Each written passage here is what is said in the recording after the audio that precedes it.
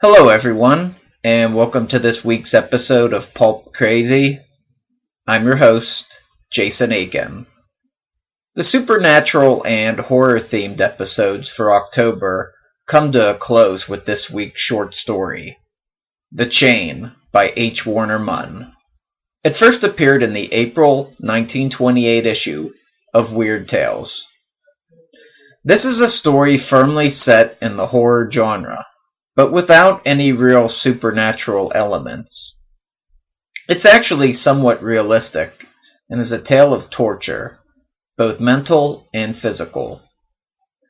It deals with a man being trapped in his cousin's castle, and the unique brand of torture the cousin inflicts on him.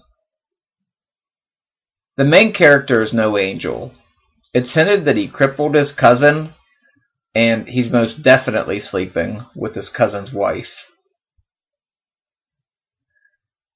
However, the torture technique his cousin uses on him, involving a large chain, is pretty sadistic. This isn't what I was expecting from an H. Warner Munn story, as he is mostly known for writing werewolf and fantasy tales.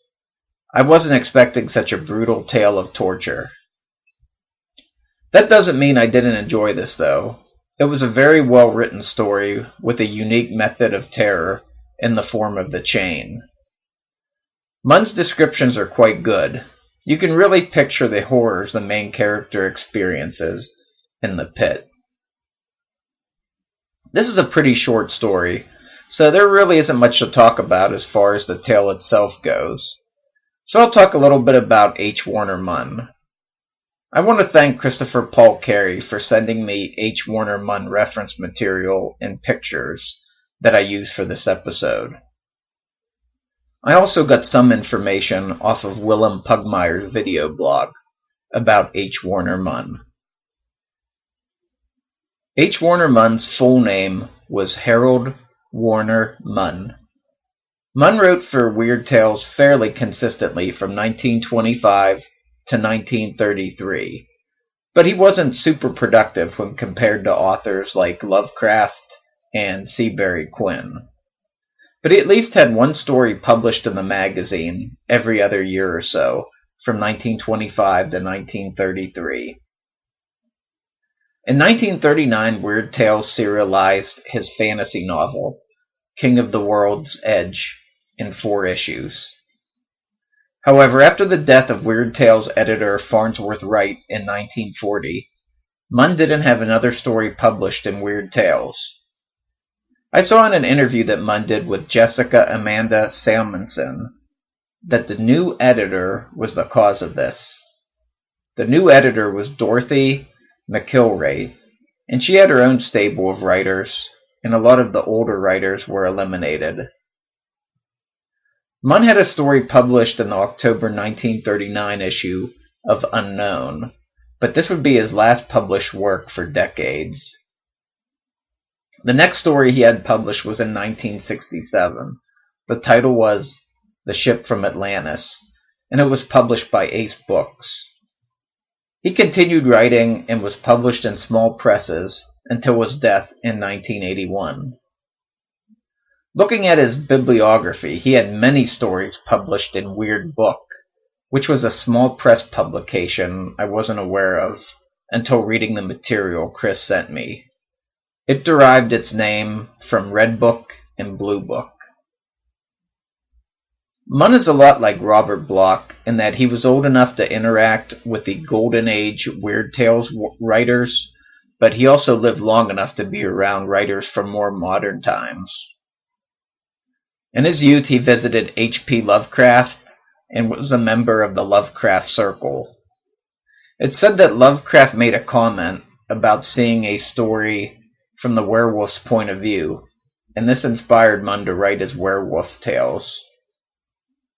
Munn also knew Philip Jose Farmer. On the Philip Jose Farmer website, there is a nice picture of Munn with Farmer and Damon Knight at NorwestCon 2 in Seattle in March 1979. In the interview with Salmonson, Munn mentioned that he was currently reading a book in Farmer's Riverworld series. In that interview, Munn also talked about he was a reader of the controversial Gore series by John Norman, stating he kept hoping they would get better. Munn was also a big Pulp magazine collector, but sadly lost the majority of his collection when dry rot set in on the roof of his vacant house, and the rain ruined his collection. After reading more about him, I'm definitely going to track down his werewolf stories and his Merlin books. He seems like an interesting guy, and I thought the chain was very well done for what it was.